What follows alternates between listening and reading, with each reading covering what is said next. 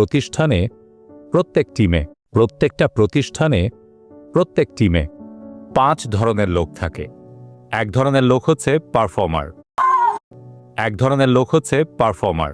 তারা প্রত্যেকটা প্রতিষ্ঠানে প্রত্যেক টিমে 5 ধরনের লোক থাকে। এক ধরনের লোক হচ্ছে পারফর্মার।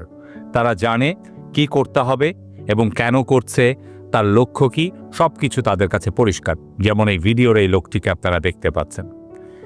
এর পাশাপাশি কিছু লোক আছে, তারা খুবই কাজ করার জন্য খুবই দক্ষ, কিন্তু তারা আসলে জানে না যে পরিকল্পনা কিভাবে করতে হয়। অন্য কেউ পরিকল্পনা করে দিলে, রেডি করে দিলে বা অন্য কারো নেতৃত্বে তারা ভালোভাবে কাজ করতে পারে।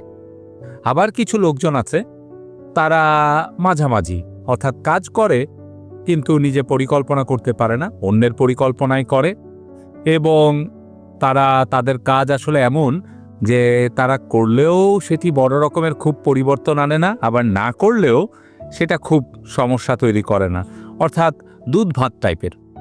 চতুর্থ যে টাইপটি, যেটি আপনারা ছবিতে দেখতে পাচ্ছেন, পিটিএস বলছি, পটেনশিয়াল ট্রাবল সোর্স, তারা যেটি করে সেটি হচ্ছে বিভিন্ন সময় হালকা পাতলা করে নানা রকমের নেতিবাচক কাজ করার চেষ্টা করে, অন্যদের ডিমোটিভেট করে।